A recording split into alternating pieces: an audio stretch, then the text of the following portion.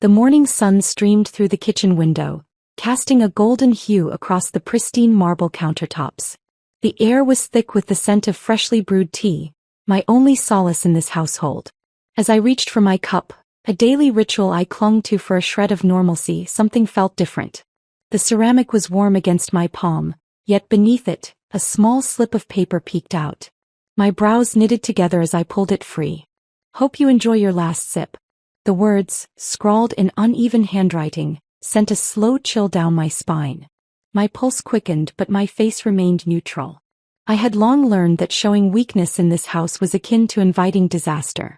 Instead, I took a slow, deliberate breath and exhaled as if nothing had happened. If this was meant to shake me, it wouldn't. Not today. Every story has power, and so does your support. Subscribe for more gripping tales that inspire and captivate. It's free and helps us keep this community thriving. Now let's dive in. The clinking of dishes and muffled conversation filled the space around me. My mother-in-law sat across the table, eyes sharp as ever, watching my every move like a hawk circling its prey. Her presence was suffocating, a constant reminder that I was never truly welcome in this house, despite the ring on my finger. My sister-in-law, just as cruel but with a sharper tongue, sat beside her, scrolling through her phone with an air of disinterest. I turned the cup in my hands, my fingers tracing its rim, feigning contemplation. Then, with an unbothered smile, I gently set it down in front of my mother-in-law. "Why don't you have it today?" My voice was light, casual, as if offering a simple act of kindness. Her gaze flickered to mine, then to the cup. A flash of something, was it hesitation? Crossed her face before she scoffed. "Do I look like I need your pity?" Before I could respond, my sister-in-law snatched the cup with a smirk. "Please. If anyone deserves the first sip, it's me." My breath hitched for just a moment, but I masked it quickly. This wasn't part of the plan. I had expected my mother-in-law to react, to question, maybe even to refuse. But her daughter? She was impulsive, arrogant, and that would be her downfall. She raised the cup to her lips, the steam curling around her face, and took a slow, deliberate sip. I watched, waiting. My heart pounded in a rhythm I refused to acknowledge. The moment stretched, each second pressing against my chest like a weight. Then she paused. Her brows knitted together, her lips parting slightly as if tasting something unexpected. A flicker of uncertainty crossed her face, gone as quickly as it appeared. She set the cup down, her fingers tightening around the handle. "What is this?" Her voice carried an edge now, suspicion lacing her words. I tilted my head, feigning innocence. "What do you mean?" She stared at me as if searching for something beneath my composed exterior. My mother-in-law leaned forward, her sharp gaze darting between us. "Well, what's wrong with it?" "I don't know," my sister-in-law murmured, licking her lips as though trying to place the strange sensation. "It just tastes off." A slow smile curled at the edges of my lips. Subtle, unreadable. "Strange," I mused, reaching for the cup again. "Maybe I should try it."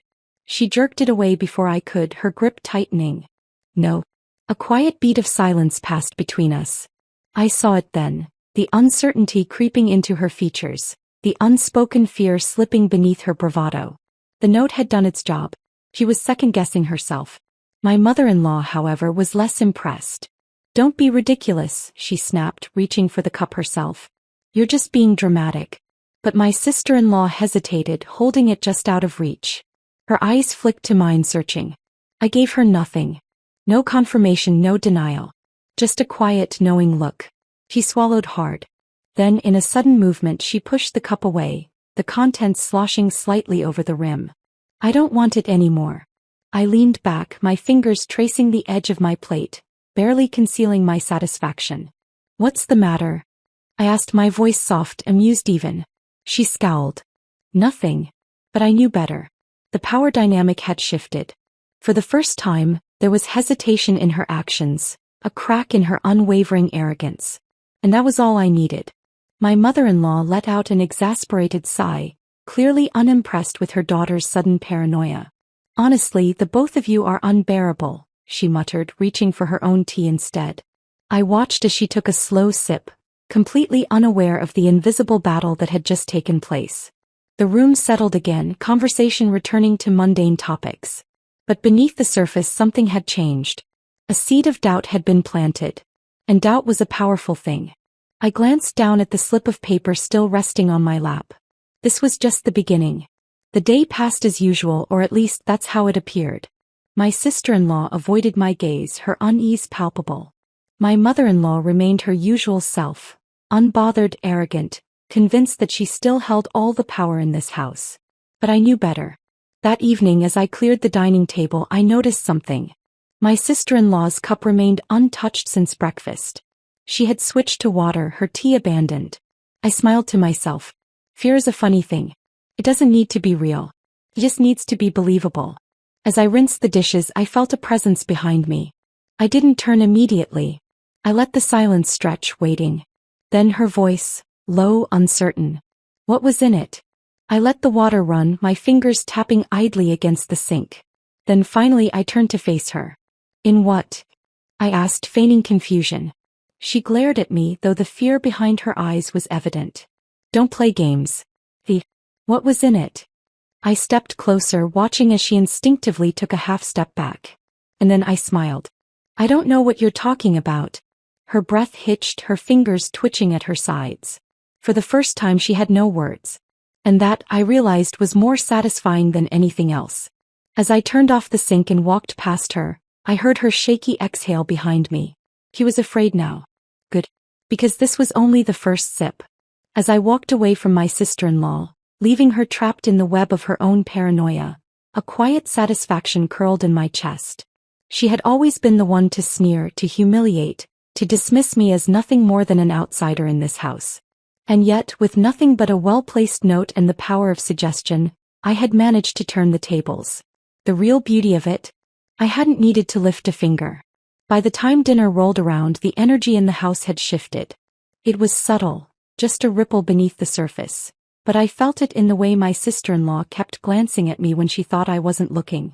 In the way she reached for her glass of water instead of the steaming cup of tea set before her. My mother-in-law, oblivious to the unspoken battle between us, remained her usual self, imposing, critical, and entirely too convinced of her own importance. Are you seriously not drinking your tea? She asked, her voice sharp as she eyed her daughter. What nonsense is this now? My sister-in-law stiffened, her fingers tightening around her fork. For a second I wondered if she would say something, if she would dare voice the creeping suspicion gnawing at the edges of her mind. But she was smart enough to know that speaking up without proof would only invite ridicule. It's too hot, she muttered instead, pushing the cup further away. I almost laughed. She was unraveling faster than I'd expected. The rest of the meal was uneventful on the surface. But beneath it I could feel the tension simmering. My mother-in-law, growing increasingly impatient, directed most of her sharp remarks at me. My husband, silent as ever, ate without acknowledging my presence. He was a spectator in this house, never one to intervene, never one to question. And yet I caught him watching me tonight. It was a fleeting glance, barely noticeable, but it was there. After dinner I retreated to our bedroom, closing the door behind me with a quiet click. The night outside was calm, the kind of stillness that should have brought peace. But in this house, silence was never truly silent. It was filled with unsaid words, buried grudges, and ghosts of arguments long since past. As I changed into something more comfortable, the door creaked open behind me. I didn't turn immediately. I know you did something. My sister-in-law's voice was barely above a whisper, but the accusation in it was razor-sharp. I sighed, rubbing my temples before facing her. You sound paranoid. Her jaw clenched. You think you're clever, don't you? I tilted my head, studying her. Her confidence was fraying at the edges, her usual smugness replaced with unease. If I had done something, I said, voice deliberately slow, wouldn't you feel it by now? Her face paled just slightly. I took a step closer, watching as she tensed. The funny thing about fear, I continued, my voice soft but laced with something heavier, is that it doesn't need to be real. It just needs to feel real. Her breath hitched. For a second, just a second, I saw something I had never seen in her before. Doubt. She stormed out without another word. I exhaled, turning back to the mirror. The face staring back at me was calm, composed. But inside my mind was whirring. The pieces were shifting into place. My sister-in-law was the weakest link, and I had found the first crack in the foundation. Now all I had to do was widen it. The next morning I found my mother-in-law in the kitchen, her lips pressed into a thin line as she stared at the countertop. Something was wrong. I took a slow step forward, glancing at the table. And then I saw it. A single white cup. My cup. And beneath it, another note. My pulse remained steady, my expression unreadable. But inside something flickered. I didn't leave that note. I lifted the cup slowly, fingers steady despite the storm brewing beneath my skin. The note was shorter this time. Not everything is as it seems. The handwriting was different. Neater, more deliberate. I didn't react. I didn't let the question forming in my mind show on my face. Instead, I turned to my mother-in-law, feigning indifference. She was watching me closely, her eyes sharp. "Do you think this is funny?" she asked, voice laced with irritation. I raised a brow. "Why would I find this funny?" She scoffed, crossing her arms. "I don't have time for games. If you think you can—" I didn't leave this. I cut her off, my tone even. Her eyes narrowed. Silence stretched between us. Then from behind us my sister-in-law's voice rang out. I saw her do it. I turned slowly, meeting her gaze. She stood in the doorway, arms crossed, expression set in forced confidence. I almost smiled. So this was her move. Lies were always the first resort of the desperate. My mother-in-law turned to me expectant. I met her gaze without flinching. "And what exactly did you see?" My sister-in-law's lips parted as if realizing too late that she hadn't thought this through. She hesitated. "I saw you put the note there." I tilted my head. "Did you?" She faltered. My mother-in-law, growing impatient, sighed. "I don't care who did what. I just wanted to stop." I didn't reply. I didn't need to. Because in that moment I saw it. My sister-in-law wasn't just afraid anymore. She was unraveling. I turned, walking away without another word. Let them stew in their own uncertainty. Because now the game had truly begun. Later that night I found another note. This one tucked beneath my pillow.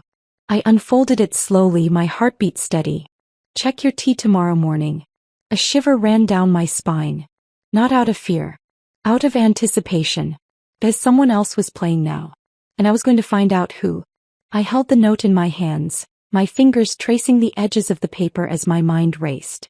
"Check your tea tomorrow morning." The words were simple, yet they carried weight.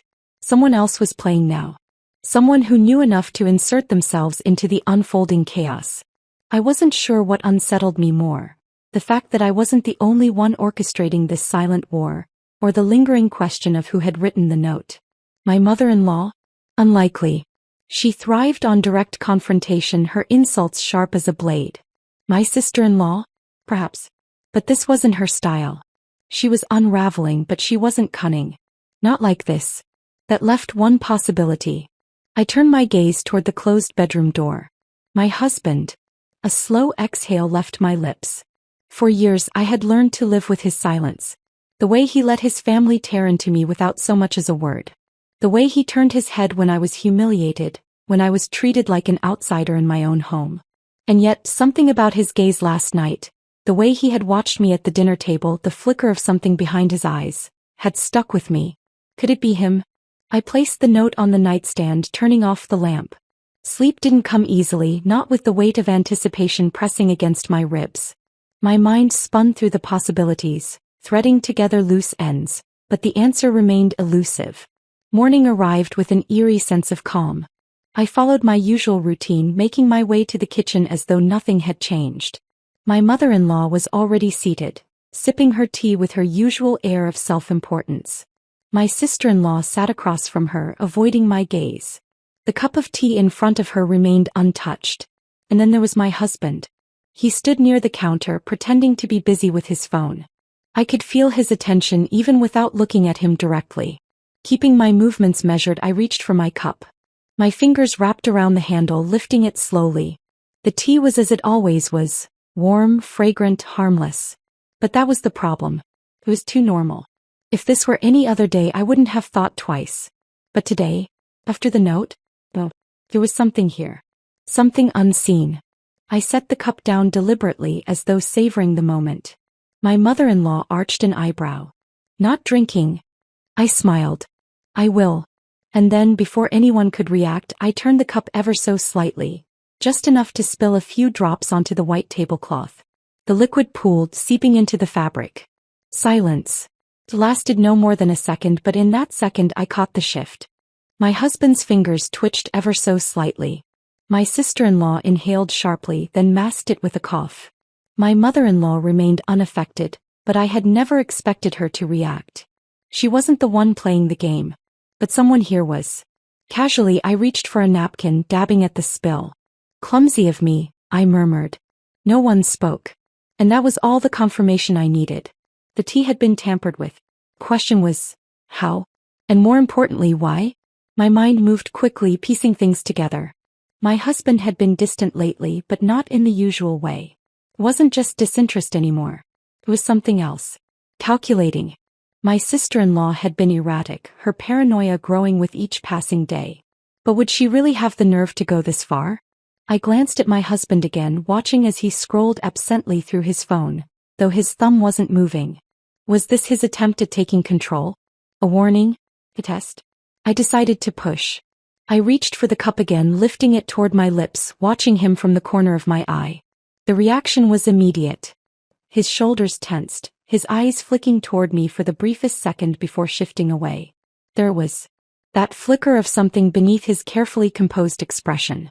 I set the cup down without drinking, my fingers curling around the handle. Game on. The rest of breakfast passed in silence, but beneath it, a storm brewed. My sister-in-law still refused to drink her tea, her fingers drumming against the table, a nervous habit I had never noticed before.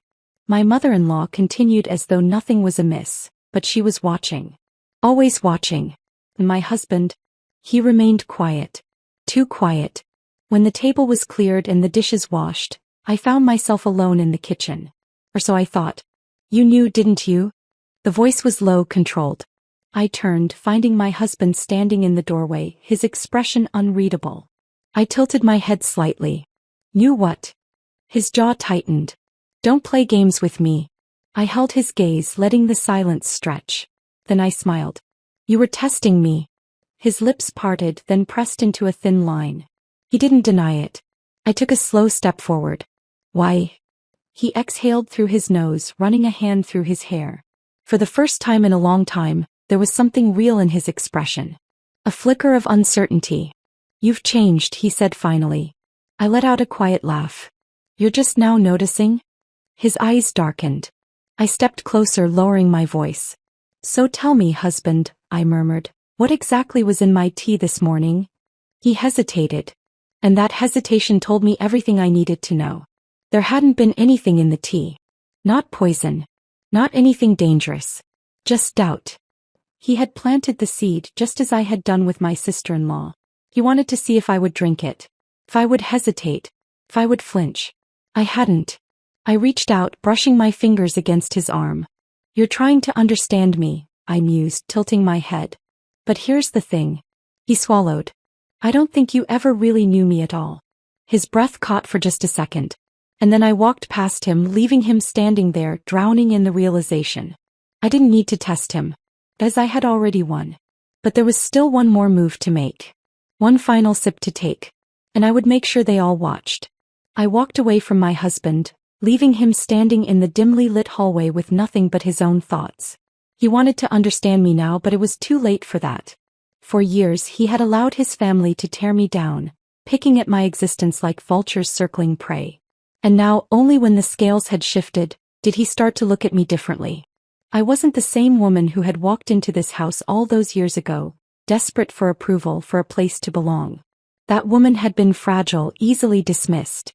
This woman, she was something else entirely. And they were just beginning to realize it. Morning came heavy with unspoken tension. The house carried a stillness, an unnatural quiet that pressed against the walls like an impending storm. I moved through my routine as if nothing had changed, but I could feel the weight of their gazes, watching, waiting. My sister-in-law lingered near the doorway, pretending to check her phone, but her eyes flickered toward me every few seconds. My mother-in-law sat at the dining table, her usual mask of indifference in place, but there was a stiffness in her shoulders. And my husband? He was already seated, staring at the cup of tea set before him. I took my seat, my fingers tracing the rim of my own cup. The air felt thick, like something unspoken was crawling between us, unseen but undeniable. I could sense the hesitation, the wariness in their movements. Good. They were exactly where I wanted them. With deliberate slowness, I lifted my cup, letting the steam curl into the air. I felt them watching, waiting for me to hesitate, to show some flicker of uncertainty. But I didn't. Instead, I brought the cup to my lips and took a slow, deliberate sip. The silence was deafening. I set the cup down gently, the sound of porcelain against wood almost deafening in the heavy quiet. Then I exhaled, a soft, satisfied sound, as if the tea tasted no different than any other morning. As it didn't. I had known from the moment I lifted the cup. The temperature, the scent, it was exactly as it always had been. No bitterness, no unusual taste. Nothing had been done to my tea. But they didn't know that. And that was the real game. My sister-in-law shifted in her seat, her fingers gripping the edge of the table. My mother-in-law's expression remained carefully neutral, but her eyes were sharp, calculating. And my husband, oh, he was the most telling of all. His knuckles were white against the table, his jaw tight. I tilted my head slightly. Something wrong. His eyes flicked to mine, and in that second I saw it. Doubt. For the first time he was the one questioning everything. Not me. Not the power structure of this house that had remained unchallenged for years. No, this time it was them who were off balance. And I was the one pulling the strings. I reached for the sugar bowl, stirring a small spoonful into my tea with practiced ease. You're all so quiet this morning, I mused, watching the liquid swirl, golden and warm. It's unusual. No one responded. The silence stretched, tense and suffocating. Then finally my sister-in-law broke. You drank it. Her voice was barely above a whisper, laced with something almost like disbelief. I arched a brow. Of course I did. Why wouldn't I? Her throat bobbed as she swallowed, her fingers tapping restlessly against the table. My mother-in-law, ever composed, leaned back in her chair. No reason. But her voice was too careful, too measured. They had expected me to hesitate, to falter. I had done neither. I took another sip, slower this time, watching them from the corner of my eye. You all seem tense, I commented, setting the cup down again. My husband exhaled, long and slow. You're enjoying this, aren't you? I smiled, but there was no warmth in it. Enjoying what? His jaw clenched. I let the silence sit between us, stretching out like a taut wire. Then with a soft chuckle I leaned forward slightly. What exactly did you think would happen? No answer. Because they didn't know. They had all expected something, anything, to happen the moment I drank from that cup. Maybe they thought I would hesitate, or worse, that I would accuse them of something. But I hadn't. I had taken a sip without a second thought. And that, more than anything, had shaken them. My sister-in-law suddenly pushed her chair back, the legs scraping against the floor as she stood. I'm going to my room. She practically fled. I watched her go, a quiet satisfaction settling in my chest. He was cracking. I had planted the seed of doubt, and it was growing, curling around her thoughts like ivy. She wouldn't last much longer. My mother-in-law, to her credit, remained unmoved. You should eat, she said coolly, as if the entire exchange had never happened. But I could see it. The way she avoided looking at me directly. The way her fingers tightened around the handle of her own cup. She was beginning to doubt herself, too. Good. I picked up a piece of toast, taking a slow bite. Delicious, I murmured, watching my husband out of the corner of my eye. His shoulders were rigid, his face unreadable. But I knew him too well. I had shaken something in him, cracked whatever foundation he had built inside his own mind. I was no longer the weak one in this house. And that terrified him. Finishing my tea, I pushed my chair back, standing slowly. Well, I sighed, this was lovely. No one responded. I walked away, leaving them to sit in their own thoughts, their own suspicions. I had won this round. But the game wasn't over yet. Not by a long shot. As I left the dining room, I reached into my pocket, my fingers brushing against a small slip of paper. The note I had found under my pillow the night before. I had checked my tea just as it had instructed. Now it was time to find out who had written it. As I walked away from the dining table, the small note still tucked inside my pocket, my mind churned with possibilities. The weight of it against my fingers was heavier than it should have been, as if the words carried something far more significant than a simple warning. Someone had gone out of their way to reach me. But why? And more importantly, who? The quiet creak of the hallway floor beneath my steps was the only sound as I made my way back to the bedroom. My pulse was steady, controlled, but my thoughts raced ahead of me, analyzing every movement, every glance, every hesitation from breakfast. I had learned to read people in this house. It had been a matter of survival. And right now my instincts told me something was shifting. I shut the bedroom door behind me, leaning against it for just a moment. The silence here was different. It wasn't comforting. It was thick with anticipation, with the promise of something waiting to be uncovered. I pulled the note from my pocket, unfolding it carefully.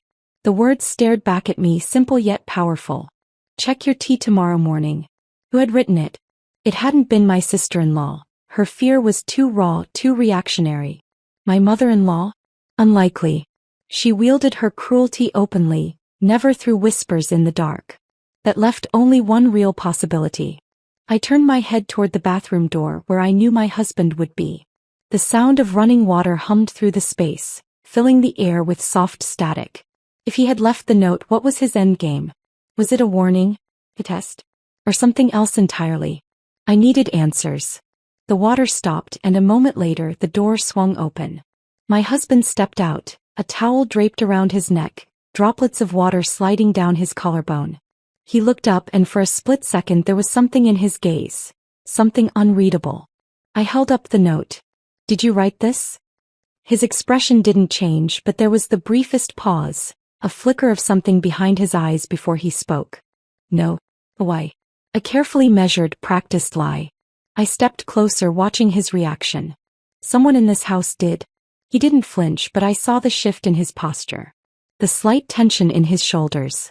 The way his fingers curled into his towel just for a moment before relaxing. You think it was me? His voice was calm, neutral, but I heard the undercurrent of something else. Something darker. I think, I said slowly, stepping even closer, that you've been watching me. His lips parted slightly, but he didn't deny it. I tilted my head, studying him the way I had studied my in-laws for years. Reading between the lines of what wasn't being said. You wanted to see if I'd drink the tea. That's why you put the note there. You wanted to test me. His silence was the only answer I needed. I exhaled, tucking the note back into my pocket. You were waiting for something to happen, I continued, voice quiet but sharp. You wanted to see if I'd hesitate. If I'd react. He crossed his arms, finally speaking. And you didn't. A smile tugged at the corner of my lips, but it wasn't amusement. No. His gaze was searching now, analyzing me the way I had just done to him. You've changed. You've said that before, I murmured. Because it's true. I let the silence stretch, watching him shift under the weight of it. Then I spoke the words that had been circling my mind since I first found the note. Why do you care? He inhaled slowly, running a hand through his damp hair. Because I don't know what's going to happen next. I raised an eyebrow. And that bothers you? For the first time his carefully constructed composure cracked. It shouldn't it? There was. The truth, buried beneath his restraint. He had spent years being indifferent to me, to the way his family treated me. But now, when the power in this house had shifted, when I was the one in control, he finally started paying attention. I stepped even closer, lowering my voice. Are you afraid of me, husband? He didn't answer. But he didn't have to. I reached for the doorknob, pausing just before stepping out. If you leave another note, I murmured, make sure you ask the right question. Then I walked away, leaving him standing there, his uncertainty thick enough to taste in the air. Downstairs the house was quiet, but I knew it wouldn't last. My sister-in-law was unraveling, my mother-in-law was watching, and my husband was questioning everything he thought he knew. Me? I was done playing their game. I was making my own rules now. I found my way to the kitchen, the morning sun casting long shadows across the floor. My hands moved on autopilot, preparing another cup of tea, the motions familiar, practiced. But this time there was no note waiting beneath my cup. I lifted the tea, watching the steam curl into the air. I had control now. Of myself. Of this house. Of them. And that was the most dangerous thing of all. Because they had spent years believing I was weak. That I would always be beneath them. That I would never be the one holding the power. But now I had it. And I wasn't letting it go. I took a slow sip, savoring the warmth. Let them wonder. Let them fear. Because this wasn't just about tea anymore. This was war. And I had already won. I sat at the kitchen table, my tea cradled between my hands, its warmth pressing against my palms. The steam curled lazily into the air, swirling like the thoughts racing through my mind. The house was silent now, but it wasn't the kind of peaceful silence that came with comfort. It was the heavy kind, the waiting kind, the kind that stretched tight over everything, ready to snap at the slightest pressure. The balance had shifted. I had felt it the moment I walked away from my husband, leaving him standing in his own uncertainty. He was afraid, though he wouldn't admit it. Not of me necessarily, but of what I had become. Of the fact that for the first time he wasn't sure what I would do next. And that terrified him. Good. I lifted my cup and took a slow sip, watching the reflection of the window against the liquid surface. My mother-in-law had always believed she ran this house. She had dictated its rules, controlled its hierarchy, ensured that I always remained at the bottom. My sister-in-law had followed in her footsteps, their cruelty passed down like a family heirloom. My husband had stood on the sidelines, complicit in his silence. But that was over now. A soft creak echoed from the hallway, barely audible, but I caught it. A shift in weight, hesitant footsteps. Someone was watching me. I didn't react. Instead, I set my cup down with deliberate ease, my fingers curling against the porcelain's edge. "You might as well come in," I said, keeping my voice light. Silence. Then after a beat, my sister-in-law stepped into view. She looked different today. Not as put together as usual. Her normally sleek hair was slightly unkempt, her eyes rimmed with exhaustion. She hadn't been sleeping well. I knew that because I had made sure of it. She lingered by the doorway, arms crossed, but there was no fire in her posture. No sharp-edged confidence. "Why are you doing this?" Her voice was quieter than usual, lacking its usual bite. I tilted my head slightly, studying her. "Doing what?" She let out a sharp breath as if frustrated with the game. "This. She hesitated, her fingers tightening around her sleeves. "You're different." I leaned back in my chair, letting the statement settle. "Maybe I was always like this," I said simply. "Maybe you just never noticed." Her lips pressed together, but she didn't argue. Because deep down she knew I was right. She had spent years dismissing me, treating me as insignificant. She had never once considered that I might be capable of anything beyond enduring her taunts. And now, she was realizing that her ignorance had been her greatest mistake.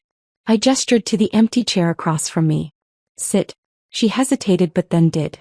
For the first time, there was no smugness in her expression. No superiority. Just quiet, simmering uncertainty. I watched her waiting. And then softly she spoke. "Did you put something in the tea?" The words barely made it past her lips, but they hung in the air between us, heavy and suffocating. I didn't answer right away. Instead, I picked up my cup again, letting the warmth seep into my skin. "Would you believe me if I said no?" She swallowed, glancing at my cup then back at me. She didn't answer. And that told me everything I needed to know. I set my tea down once more, leaning forward slightly. "You're afraid?" She stiffened, her jaw tightening. "I'm not." I smiled. "Lying doesn't suit you." She flinched. Just barely. But I caught it. I could see it in her posture, the way she kept glancing at my cup as if expecting something to happen. She didn't know what was real anymore. That was the beauty of fear. It didn't have to be logical. It just had to exist. She was unraveling. And I wasn't done yet. I reached into my pocket and pulled out the note, the one I had found under my pillow, the one that had led me to this moment. I slid it across the table toward her. "Did you write this?" Her breath caught as she read the words. "Check your tea tomorrow morning." She looked up at me, genuine confusion flashing across her face. "No," she said, and for the first time I believed her. "Interesting." I leaned back. "Then who did?"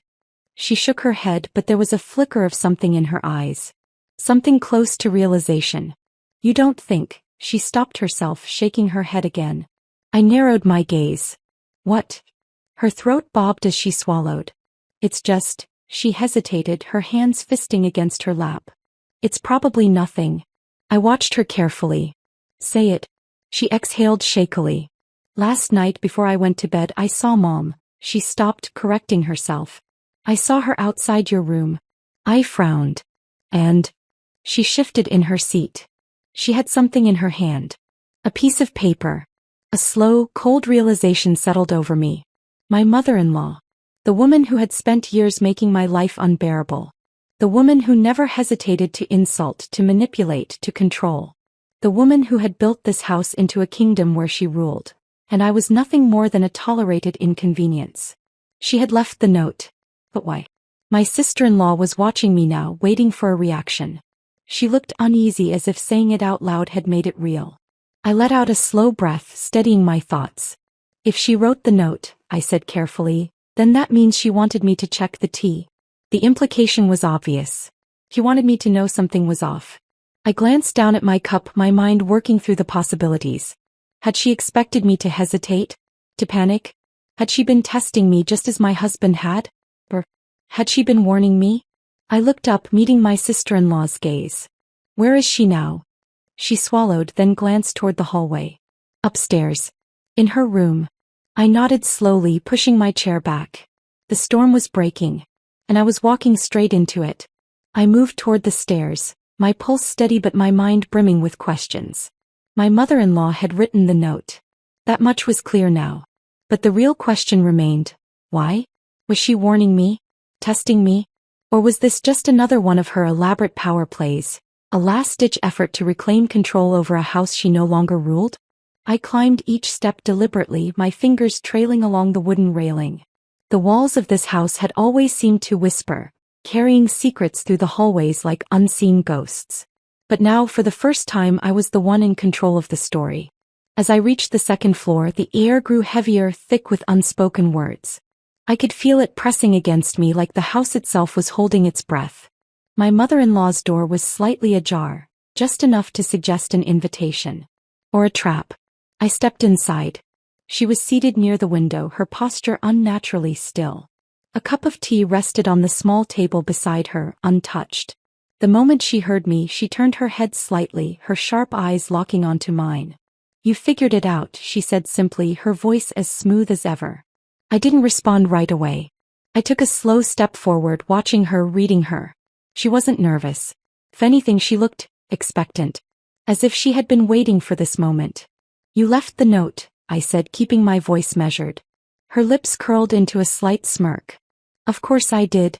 I inhaled, slow and deep, pushing past the irritation that rose in my chest. She was enjoying this. The dance, the game, the tension stretched between us like a wire ready to snap. But I wouldn't let her dictate the pace. Why? I asked. Her smirk didn't falter. Because I needed to know. I narrowed my gaze. Know what? She reached for her cup, swirling the liquid inside without drinking. I needed to know if you had it in you. A slow chill traced its way down my spine, but I didn't let it show. Had what in me? She tilted her head slightly, as if observing a puzzle piece finally clicking into place. The ability to survive. I let out a quiet laugh, devoid of humor. Survive what? She set the cup down and leaned forward just slightly. This house. I watched her carefully, my mind working through her words. Was this some sort of admission? A twisted acknowledgement of the years of torment she had orchestrated? You underestimated me, I said, my voice quiet but firm. Her expression didn't change. No, she murmured. I watched. I waited. And then I tested. The weight of her words settled over me, a realization clicking into place. This hadn't just been cruelty. This had been a deliberate, calculated process. You wanted me to fight back, I murmured, more to myself than to her. Her smirk deepened. I wanted to see if you would. My fingers curled at my sides. And if I hadn't? She leaned back, her gaze unwavering. Then you never would have belonged here. A slow, creeping anger stirred beneath my ribs, but it was laced with something else. Understanding. She had never wanted a daughter-in-law to mold into obedience. She had wanted an opponent.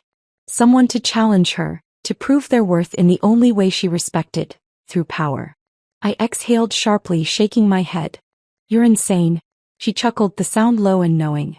And yet here you are. Standing. Stronger than ever. I took another step closer, my voice steady. You don't control me anymore. She inclined her head slightly, acknowledging the truth in my words. But there was something else in her expression. Something unreadable. You think you've won, she mused. I met her gaze head on. I know I have. A beat of silence stretched between us. Then, with slow, deliberate movements, she lifted her cup and took a sip. My breath caught for just a fraction of a second, because I knew in that moment something was wrong. She set the cup down gently, her fingers resting lightly on the porcelain. "I always knew you'd be the one to take my place," she murmured. A slow, creeping unease curled through me. "What did you do?" She smiled then, a quiet, knowing expression. "I made sure you'd remember this moment."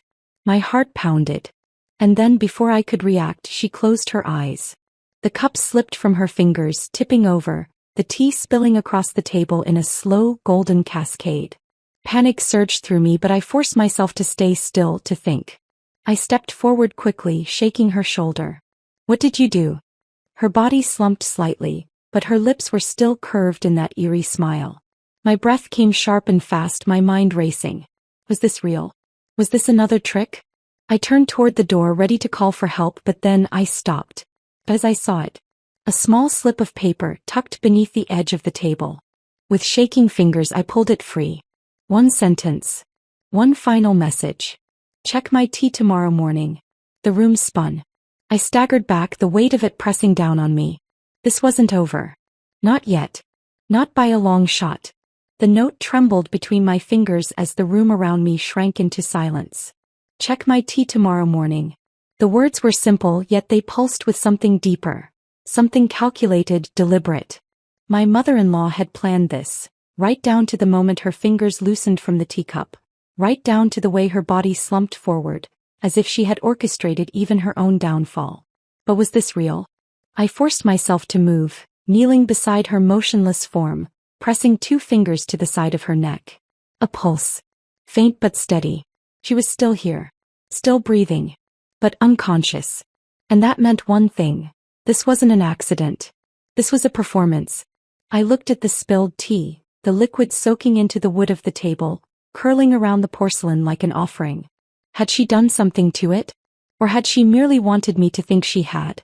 The line between manipulation and reality blurred in this house, twisted into knots by years of deception and control. Footsteps echoed in the hallway, hurried and uneven. My sister-in-law. She appeared at the door, her eyes widening as she took in the scene. What happened?" Her voice was breathless, laced with alarm, but her fingers clenched at the fabric of her sleeves. A nervous habit, a tell. I met her gaze, my own steady. She collapsed. Her lips parted, then closed. She didn't move closer. I rose slowly, the note still in my hand. "She left this for me." Her gaze flickered to the paper, then back to my mother-in-law's still form. "What does it mean?" I exhaled, rolling my shoulders, keeping my voice even. "I think she wanted me to see what she was willing to do." The words settled between us, heavy with implication.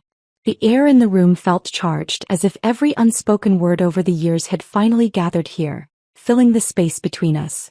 My sister-in-law swallowed, her throat bobbing. "You don't think she—" "I don't know," I cut in. "But I intend to find out." The next morning arrived like a whisper, quiet and unsettling. The house held its breath, waiting. I descended the stairs, my steps slow and deliberate, my thoughts weaving through every possible scenario. My mother-in-law was still unconscious when the paramedics had arrived last night.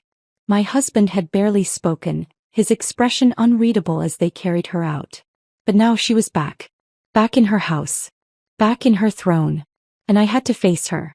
The dining room was almost eerily perfect. Sunlight filtered through the curtains, casting golden light over the pristine table. My mother-in-law sat in her usual chair, looking as composed as ever, as if nothing had happened. The only sign that anything was different was the slight pallor to her skin, the subtle weakness in the way her fingers curled around her cup. I took my seat across from her, feeling the weight of my husband's gaze from the other end of the table. My sister-in-law sat stiffly beside him, her eyes darting between us, waiting. Then the moment of reckoning arrived. My mother-in-law lifted her teacup, her fingers steady despite everything. She brought it to her lips, took a slow sip, then set it down with deliberate care. The silence stretched. Then she smiled. "Well," she murmured, her voice smooth as if we were discussing the weather. I didn't blink. "Well, what?" Her smile deepened. "Aren't you going to check my tea?" A slow, deliberate chill crawled down my spine, but I kept my expression unreadable. This was her game, her final move. And now it was up to me to decide how I played it. I reached for her cup. My husband inhaled sharply. My sister-in-law stiffened. But my mother-in-law? She simply watched. I lifted the cup, turning it slightly, observing the tea inside. No visible difference. No unusual scent. Nothing that would indicate a hidden ingredient. But that wasn't the point, was it? This wasn't about the tea. This was about control. I set the cup down gently, my fingers tracing the rim before meeting her gaze. No, I said softly. Her eyebrow arched. No. I leaned forward slightly, my voice unwavering. I don't need to check it. Her expression didn't falter, but I caught it. The slight flicker of something behind her eyes. Approval? Amusement? Perhaps both. You're certain, she pressed. I smiled then, slow and knowing. I know you. Her fingers tapped lightly against the table. And? I exhaled, tilting my head slightly. And I know you'd never give up your crown so easily. Pause. Then something remarkable happened. She laughed. Not a small chuckle, not a sharp scoff, but a full, rich laugh that filled the room, startling my husband and sister-in-law into silence. It was a laugh of understanding. Of recognition. Of surrender, not in defeat but in respect. She wiped at the corner of her eye, still smirking. Oh, you are something. I didn't respond. I didn't need to. She picked up her cup once more, taking another sip. You know, she mused, I spent years wondering if you'd make it. I held her gaze. And now? She set the cup down, folding her hands over the table. And now I know you have. The air between us had shifted, something silent but irreversible passing between us. She had spent years trying to break me. But now she saw me for what I was. Not just a survivor. Not just her equal. But something more. I stood slowly, my movements careful and deliberate. Enjoy your tea, I murmured, then turned and walked away. I didn't need to look back to know she was watching. Because for the first time since I had entered this house, I wasn't just a daughter-in-law. I was a queen in my own right. And I had just claimed my throne. I walked away from the table, my footsteps slow, deliberate. My mother-in-law's laughter still echoed in my mind, a sound that should have unsettled me but instead confirmed what I already knew. I had won. But victory in this house didn't come with celebrations. It came with weight. A shift in power that settled over my shoulders like an invisible cloak, one I had unknowingly tailored over the years. I reached the hallway, pausing for a moment to glance back. My husband sat stiffly at the head of the table, his hands gripping the edges as though steadying himself. My sister-in-law, still trapped in the confusion of what had just happened, looked lost, her eyes darting between me and their mother. And my mother-in-law? She sipped her tea. Unbothered. Unrushed. But I knew better now. She wasn't drinking because she was comfortable. She was drinking because she had seen the inevitable. The moment she had spent years fighting against had arrived, and instead of resisting, she had welcomed it. I turned away and continued walking. My room was as I had left it. Tidy, controlled, absent of the chaos that had gripped the rest of the house. But it wasn't a sanctuary. Not really. I had made a decision back at that table, one that couldn't be undone. There was no more pretending. No more waiting for someone else to take the lead. I had taken the throne. And now I had to rule. I sank into the chair near the window, rubbing slow circles against my temple as I let my mind process everything. The tea, the notes, the games, all of it had been leading to this. My mother-in-law had pushed me, tested me, and now she had given me something unexpected. Respect. I wasn't naive enough to think this was the end. No, this was merely the beginning of something new. She hadn't surrendered. Women like her never did. But she had acknowledged that I wasn't to be dismissed. That I had played her game and survived. A knock on my door snapped me from my thoughts. I turned my head slightly. Come in. The door opened hesitantly and my husband stepped inside. His face was unreadable but his posture was tight, restrained. He closed the door behind him but he didn't move closer. I waited. Finally he spoke. What just happened? I exhaled slowly. You tell me. His jaw clenched. She laughed. Like it was all some kind of joke. I leaned back, tilting my head slightly. Wasn't it? His eyes flickered with something. Frustration? Uncertainty? I wasn't sure. You're different, he murmured. I smiled, slow and knowing. You've said that before. His fingers curled at his sides. Because I mean it. I studied him, the way he shifted his weight, the way his breathing was just a little too controlled. He wasn't just confused, he was uncomfortable. The balance had changed and he was struggling to adjust. You thought she'd fight me, I said softly. His throat bobbed as he swallowed. You thought she'd refuse to let go, I continued, voice steady. That she'd keep pushing, keep controlling. His gaze dropped for just a second before meeting mine again. She never loses.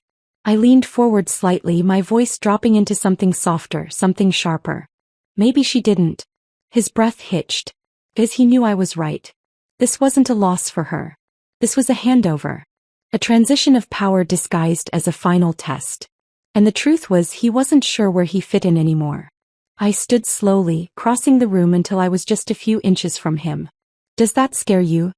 His jaw tensed, his eyes searching mine. I don't know, he admitted. I smiled, lifting a hand to brush my fingers against his chest, not in affection but in silent reassurance. You'll figure it out. A beat of silence. Then I stepped back.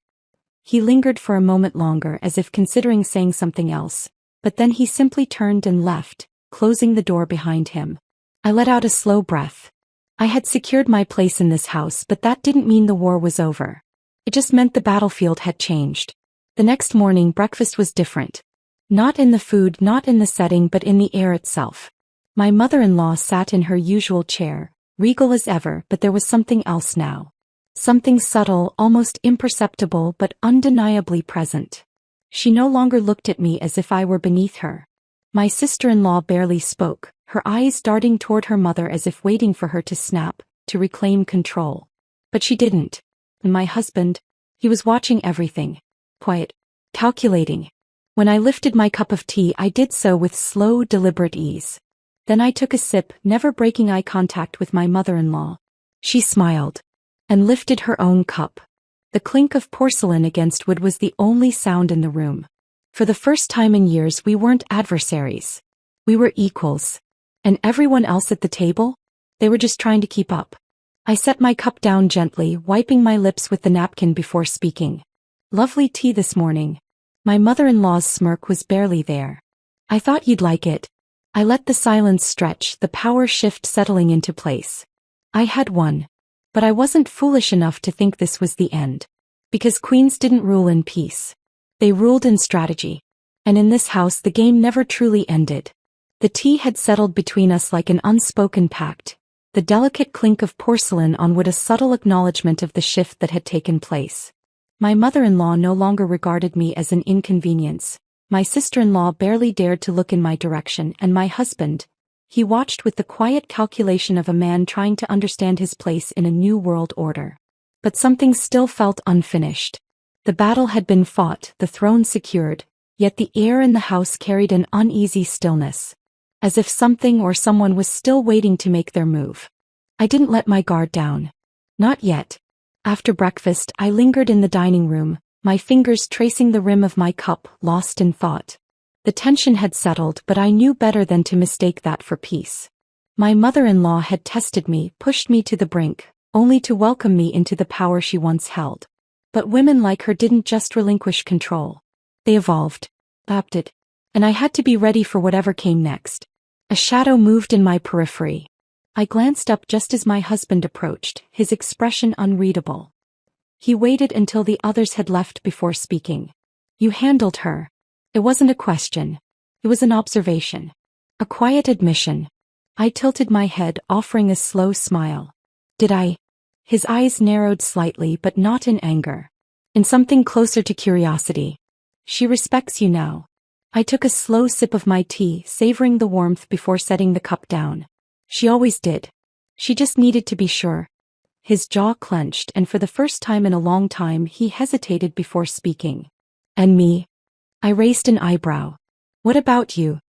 His fingers tapped against the chair, a nervous tick I had come to recognize. Where do I fit in now? I exhaled softly, leaning back in my seat. That's up to you. The silence stretched between us, heavy with unspoken words. He wasn't asking about his place in the family. He was asking about his place with me. The dynamic had shifted, and for the first time he wasn't standing in his mother's shadow, protected by the role of the indifferent husband. Now he was standing before a woman who no longer needed him to navigate this house. A woman who had found her own footing. And that unsettled him. I pushed my chair back and stood, smoothing out the fabric of my blouse. If you're waiting for me to tell you what to do next, you'll be waiting a long time. His eyes flickered with something unreadable. You don't need me anymore. I smiled, slow and knowing. I never did. I left him sitting there, the weight of my words settling over him like a verdict. The house had been built around control. Around alliances and unspoken hierarchies. And for years I had been at the bottom, scraping for a sense of belonging, waiting for permission to exist. But now there was no one left to grant me that permission. I had taken it, and there was no going back. That night the house felt different. The walls weren't whispering with tension. There were no lingering glances, no hidden power struggles. Everything had settled. And yet I couldn't shake the feeling that something was still coming. I lay in bed, staring at the ceiling, listening to the rhythmic ticking of the clock. My husband was beside me, but his breathing was still too even, too controlled. He wasn't sleeping. Neither was I. You're thinking, he murmured into the darkness. I turned my head slightly. And you're awake. Pause. Then, is this what you wanted? I let out a soft breath, turning onto my side to face him. I wanted to survive. His eyes searched mine, looking for something I wasn't sure I could give him. And now, he asked. I studied him in the dim light. The man who had once been a stranger in my own home. The man who had let his mother dictate the rules while I played the role I had been expected to play. But he wasn't her. And for the first time I realized that maybe he never had been. Now, I murmured, I want to live. His throat bobbed as he swallowed, his fingers twitching slightly against the sheets. With me. I didn't answer right away. Because that was the final move, wasn't it? The last piece to be placed on the board. The decision that, for once, was entirely mine. I reached out, brushing my fingers over his wrist, feeling the slow, steady pulse beneath his skin. That depends, I whispered. His voice was quiet, barely audible in the stillness. On what? I leaned in, my lips close enough to feel his breath. On whether or not you're strong enough to stand beside me. The challenge was silent but understood. I had secured my place in this house. But I wouldn't drag him with me. If he wanted to be part of this new order, he would have to choose it for himself. The house was mine now. The power mine. The control mine. And if he wanted to stay, he had to prove he was worthy of being in my world. He exhaled slowly, the weight of my words sinking in. Then finally he nodded. Not in submission, but in understanding. And for the first time we weren't just playing a game. We were building something new. Together. Or not at all.